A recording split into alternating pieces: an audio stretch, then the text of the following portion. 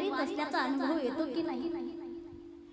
संतांचं नाम घेऊन आपण पुण्यवान होतो, पुण्यवंत होतो. याचं कारण हेच आहे, कारण संतांच्या नावात जी ताकद आहे ती देवाच्या नावात सुद्धा नाही महाराज.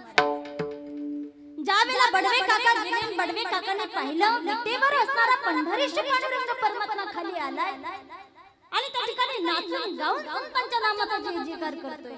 बडवे काका जवळ गेले, चरणाला हात लावला, तसे जागेवर आले महाराज. बडवे काकाने पाहिलं डोळ्यात पाणी आहे, देवाच्याही डोळ्यात पाणी आहे. बडवे काकाने प्रश्न केला, देवा अहो काय करताय तुम्ही? त्यावेळेला देवानं दिलेलं उत्तर फार गोड आहे. देवानं सांगितलं, काका मी माझ्या देवाचं भजन करतो.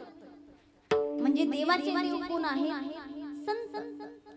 आणि तेव्हापासून देवानं बडवे काकांना सांगितलं की काका माझा हा जो निरोप आहे एवढा माझ्या वारकऱ्यांजवळ पोहोचवा, की तुम्हाला जर मला प्रसन्न करून घ्यायचं असेल तर माझा नाम जप करू नका, माझ्या संतांच्या नामाचा जप करा.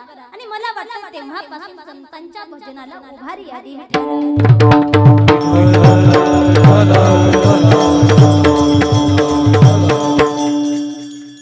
देवानं निरोप दिला बडवे काकांकडे की माझ्या देवाचं भजन करा, म्हणजे कुणाचं भजन करा? संतांचं भजन करा.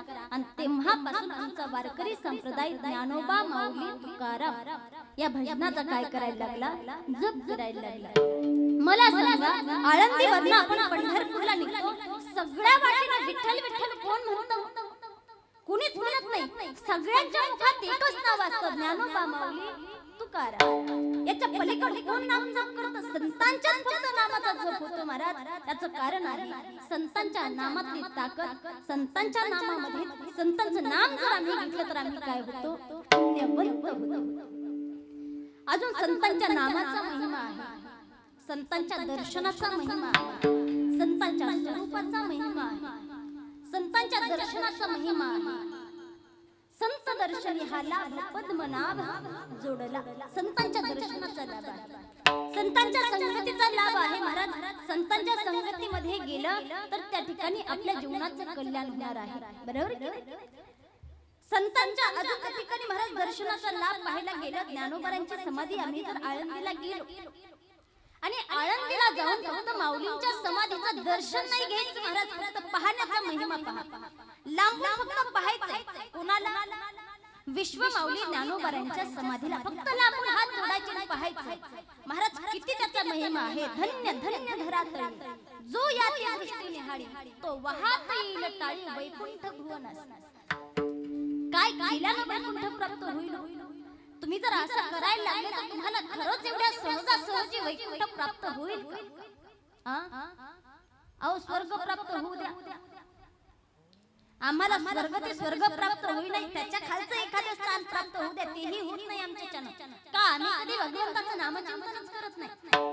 फक्त सप्ताह आला 7 दिवस तेवढं आमच्याकडून नामचिंतन घडतं, बाकीच्या टाइम मध्ये आमच्याकडून आमचं सांसारिक कार्य होत नाही. संतांच्या फक्त पाहण्याचा महिमा, फक्त ज्ञानोबारांची समाधी पहावी आणि वैकुंठाला प्राप्त करून घ्यावं. आणि संतांच्या नामाचा महिमा, संतांचं नाम मुखामध्ये घ्यावं आणि काय व्हावं? अभंगाचं प्रथम चरण. पुण्यवंत व्हावे, पुण्यवंत व्हावे, पुण्यवंत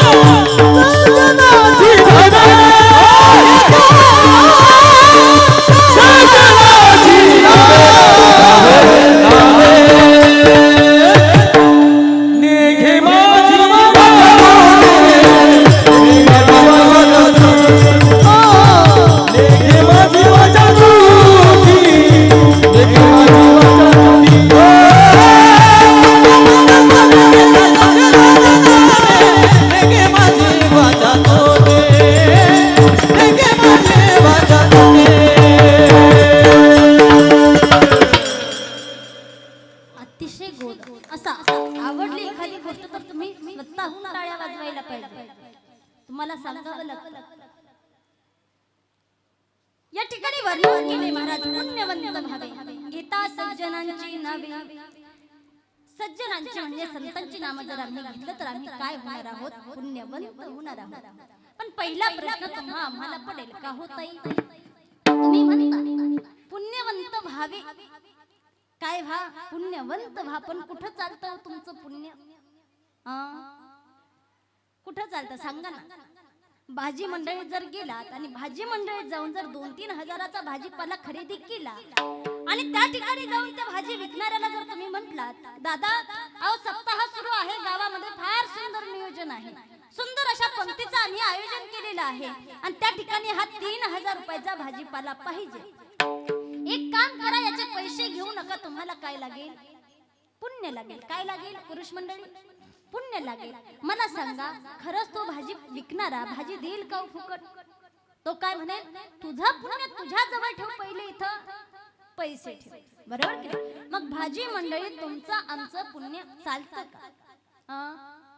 चालत नाही.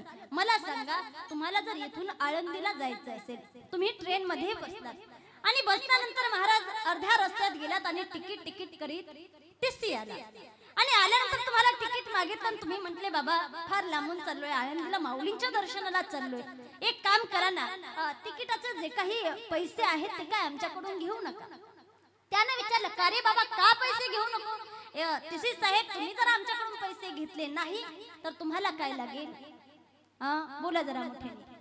पुण्य लागेल. तो काय करेल? लाथा घालून बाहेर काढेल की नाही पैसे नाही दिले तर? मग चालतं का? ट्रेन मध्ये आपलं पुण्य चालतं? चालत नाही. भाजी मंडईत आपलं पुण्य चालत नाही. या पलीकडे मला सांगा, मॉल मध्ये गेलात, भरपूर पैशाचा किराणा खरेदी केला, भरपूर पाहिजे तेवढी साखर घेतली, पाहिजे तेवढे शेंगदाणे घेतले, आता तर तेल आणि शेंगदाणे महाग झालेत महाराज, पाहिजे तेवढं घेतलं आणि काउंटरवर आले, त्या माणसाला म्हटले, दादा या किराण्याचे तुम्ही काय पैसे घेऊ नका, तुम्हाला काय लागेल? पुण्य लागेल. तो खरंच किराणा तुम्हाला फुकट देईल का? तो म्हणेल, तुझं पुण्य तुझ्यापाशी, इथं पैसे लागतात. म्हणजे समाजामध्ये जगायचं म्हटलं तर पुण्य चालत ना. भाजी मंडळी तुमचं पुण्य चालतं ना, ट्रेन मध्ये तुमचं पुण्य चालतं ना, बस मध्ये तुमचं पुण्य चालतं. कुठेच तुमचं पुण्य चालत नाही. घराच्या बाहेर निघलात की तुम्हाला पैसेच द्यावे लागतात. मग तुम्ही म्हणाल, जर या ठिकाणी आमचं तुमचं पुण्य चालतच नाही तर आम्ही पुण्यवंत का व्हायचं? प्रश्न आहे की नाही? आणि पडायला पाहिजे महाराज असे प्रश्न आपल्याला. का म्हणून आम्ही पुण्यवंत व्हायचं? का आम्ही पुण्य कमवायचं? तुकोबराय म्हणतात, बाबा व्यावहारिक जीवनामध्ये जरी आमचं पुण्य चालत नसलं, इथं जगताय तोपर्यंत जरी आमचं पुण्य चालत नसलं, पण ज्या ठिकाणी तुमचं काहीच चालत नाही त्या ठिकाणी आमचं पुण्यच चालतं. कर हरि भक्ति परलोकी येता, कर हरि भक्ति परलोकी येता, हरि भक्ति परलोकी येता, कर हरि भक्ति परलोकी येता, स्वदविना मामा सोने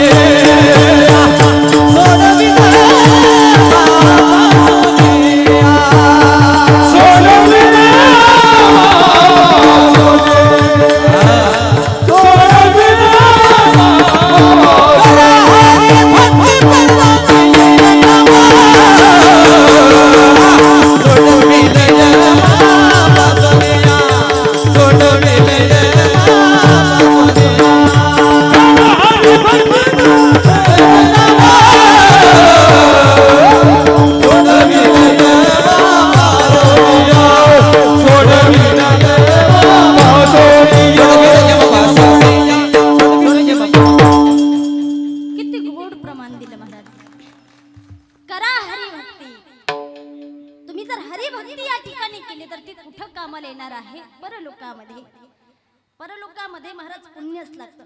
यमापासून सोडवायचं असेल तर पुण्यच लागतं. तिथं जर पाप असेल तर यमाच्या तावडीत सापडलेच म्हणून समजा. आणि त्या यमाच्या तावडीत जर सापडलात, मारिती जोडीती तोडीती निष्ठुर.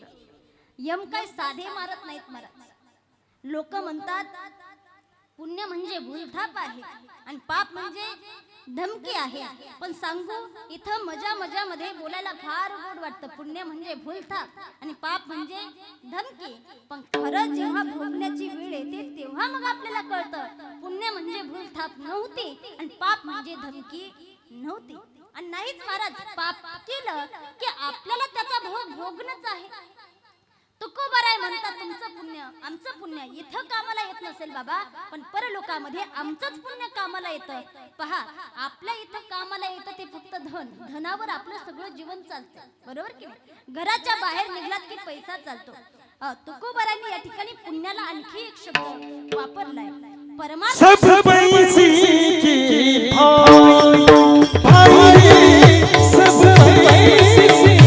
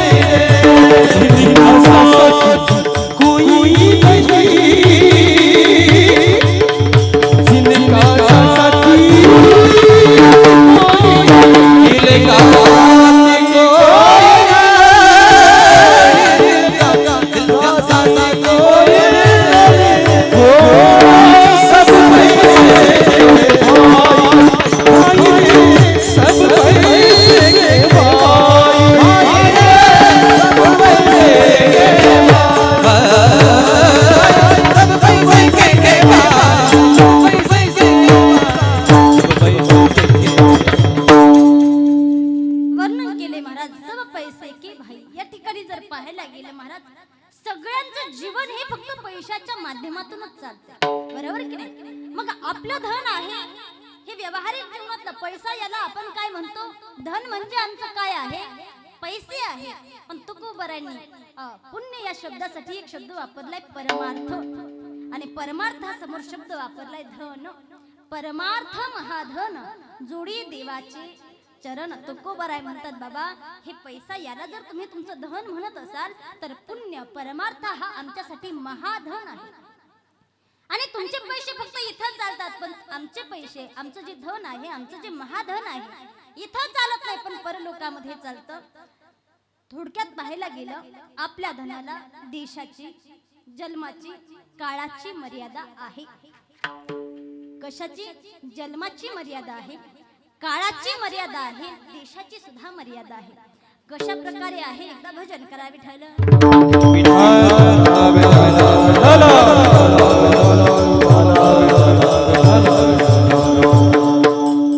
आपल्या धनाला पहा, देशाची मर्यादा आहे. कशी देशाची मर्यादा आहे?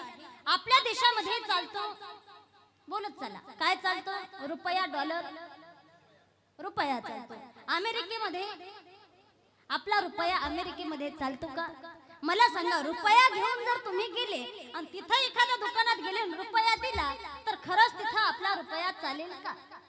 चालत नाही. आपला रुपया जर तिथं चालवायचा असेल तर आपल्या अगोदर पैसे चेंज करून घ्यावे लागतात, डॉलर आपले पैसे द्यावे लागतात, डॉलर घ्यावे लागतात, तेव्हा तिथं आपल्याला व्यवहार करता येतो. याचं कारण आपलं धन दुसऱ्या देशात चालत नाही. आपल्या धनाला देशाची मर्यादा आहे, बरोबर? आपल्या धनाला काळाची मर्यादा आहे. कशी आहे पहा. पूर्वी महाराज, अजूनही पूर्वीचा काळ तर गेलाच गेला, पण आता हे भांडण लागलं आणि भांडण फार विकोपाला गेलं.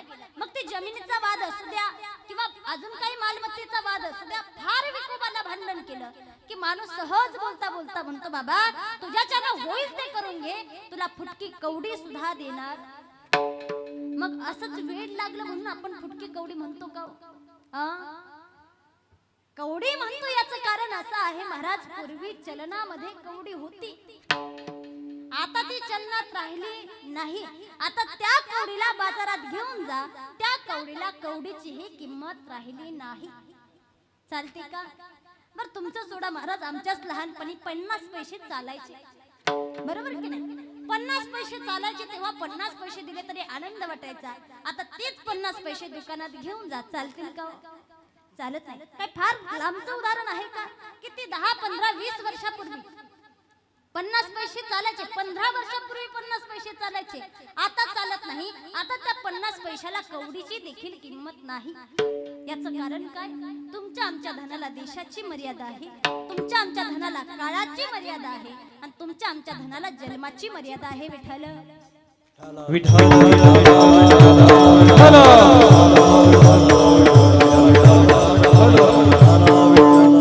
तुमच्या आमच्या धनाला पहा, जन्माची मर्यादा आहे. तुम्ही म्हणाल का हो ताई, कशावरनं म्हणता? आपल्या गावातला एखादा फार मोठा सावकार आहे, फार मोठी जमीन जुमला भरपूर, गावामध्ये 2-3 बंगले बांधले, भरपूर गाड्या घेतल्या, फार संपत्ती आहे, करोडपती आहे. पण असा असणारा माणूस आजारी पडला ना, आजारपणामध्ये तो गेला. पुढचा जन्म त्याला प्राप्त झाला विंचवाचा. कशाचा? विंचवाचा म्हणा, बेडकाचा म्हणा, कशाचा? आता विंचवाचा जन्म प्राप्त झाला आणि महाराज एक दिवस त्याचा जो मुलगा आहे, जो मनुष्य वारलाय, गेला, त्याचा जो मुलगा आहे त्याच्या दारामध्ये एक महाराज संन्याशी भिक्षा मागत आला. आवाज दिला, भिक्षा आणली. आतून मुलगा भिक्षेचं ताट घेऊन आला, मधुकरीचं ताट घेऊन आला, आणि मधुकरीचं ताट घेऊन आल्यानंतर दारात उभा आहे. आणि साधू दारात उभा असताना महाराज साधूनं बाजूला पाहिलं आणि बाजूला पाहून हसायला लागले. काय करायला लागले? हसायला लागले. मुलांना विचारलं, हो काय म्हणे साधू महाराज, भिक्षा मागितली, मधुकरी मागितली, मी दारात उभा आहे ताट घेऊन, आणि तुम्ही हसताय, कारण काय आहे हसण्याचं? साधूनं सांगितलं, बाबा तू विंचू बघ ना म्हणे. काय म्हणे? तो विंचू बघ ना.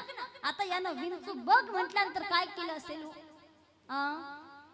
हातातलं ताट बाजूला ठेवलं आणि पहिला पूजेचं साहित्य आणायला गेलं. आता पूजेचं साहित्य इकडं काय आहे?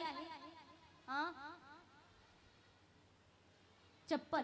हा ना, म्हणजे राज्य बदललं तरी काय चप्पल बदलली नाही. विंचू मारायचं साधन काय अजून बदललेलं? धावत धावत गेला आणि महाराज त्या विंचवाला मारणार. साधूनं सांगितलं, अरे थांब म्हणे, अरे काय करतोय म्हणे, विंचवाला मारू नको, विंचवाला मारू नको. का म्हणा विंचवाला मारू नको? त्यावेळेला साधू महाराजांनी सांगितलं, अरे बाबा हा जो विंचू आहे हा काय सामान्य नाही म्हणे, हा विंचू सामान्य नाही. ते गृहस्थाने विचारलं, महाराज हा विंचू सामान्य नाही म्हणता, मग हा नेमके आहे कोण? साधू महाराजांनी सांगितलं, बाबा हा जो विंचू आहे ना, हा मागच्या जन्मी तुझा बाप होता. असं म्हटलं. तो मुलगा काय म्हटला असेल? मुलगा म्हटला, माझा बाप होता का? अहो जिवंत होता तोपर्यंत सुद्धा सुखानं खाऊ दिलं नाही, आणि आता मेलाय तरी आला म्हणे. कशासाठी आलाय? साधूनं सांगितलं, चाललाय म्हणे तिजोरीकडे, किती धन संपत्ती संपली, किती राहिली पाहण्यासाठी.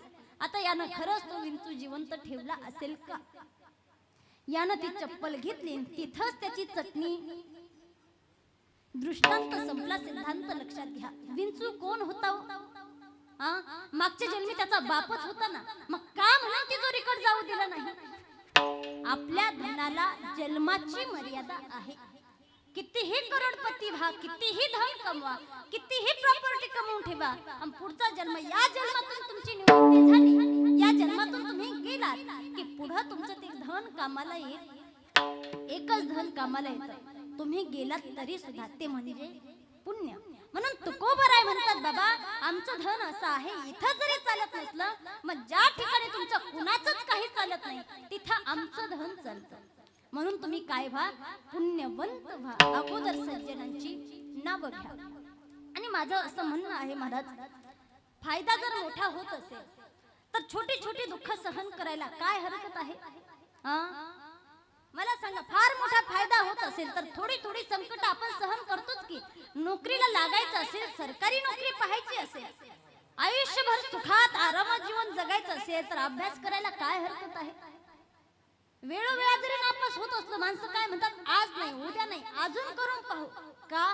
पुढचं जीवन कसं जाणार आहे? सुखात जाणार आहे. याच्या पुढचं उदाहरण सांगते. आपले संतोष दादा आहेत. आता तुम्हाला बाकीच्यांना दिसत असतील, ज्यांना दिसत नसतील त्यांना नाव तरी ऐकायला येत असेल, बरोबर? संतोष दादाच्या घरामध्ये फार मोठं सोनं आहे महाराज, फार संपत्ती आहे, कारण सोनं महाग झाले ना. पण आणखी एक गोष्ट लक्षात ठेवा, फार मोठं सोनं आहे पण ते घरात बँकेत ठेवले त्यांनी. कुठं? नाही तर जाताना रात्रीचे. मोनिका ताईने कीर्तनातून सांगितलं होतं, संतोष दादाच्या घरी फार मोठं सोनं आहे, भरपूर धन आहे, भरपूर संपत्ती आहे, पण त्यांनी सगळी संपत्ती काय केली? बँकेत जमा करून ठेवली. आपल्या कपाटात फक्त 15 गुलाबी नोटा ठेवल्या. किती? 15 गुलाबी नोटा म्हणजे जुन्या. किती रुपये? 30,000. किती? 2,000ची नोट म्हणजे 30,000. आता महाराज एक दिवस आरामात झोपलेले असताना त्यांच्या घरामध्ये चोर आला. काय आला? चोर आला. आणि चोर आल्यानंतर तो कपाटाजवळ गेला, तिजोरी उघडली, ते 15 गुलाबी नोटा काढल्या, मोजल्या, विचार केला फार लांबून आले, पण 30,000 जरा माझं नाही सांगत, माझं नका काळजी करू. त्याने विचार केला 30,000 जरा कमीच आहेत म्हणे, पण काही का असे ना इकडून तिकडून प्राप्त झाले तर हे घेऊन आपण निघलं पाहिजे.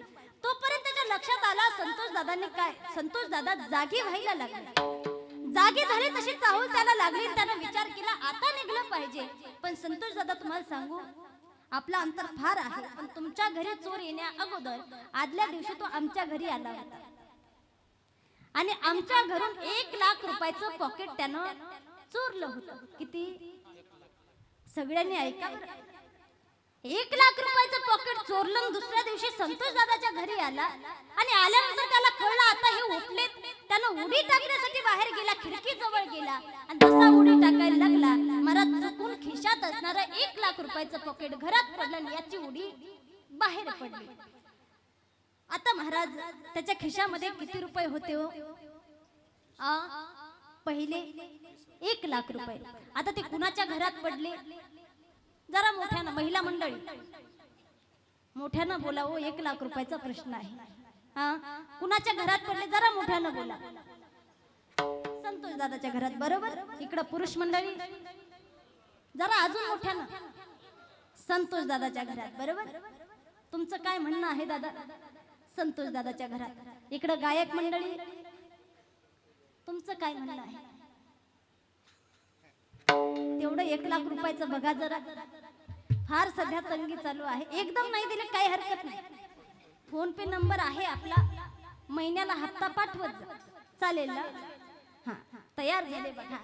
दृष्टांत संपला सांगण्याचा सिद्धांत लक्षात घ्या. पहा, संतोष दादाच्या घरात किती रुपये पडले? 1 लाख रुपये. संतोष दादा उठले, खिडकी जवळ गेले आणि खिडकी जवळ गेल्यानंतर महाराज इकडे तिकडे पाहतायत, पण अगोदर त्यांना दुःख झाले. आपले 15,000 रुपये गेले.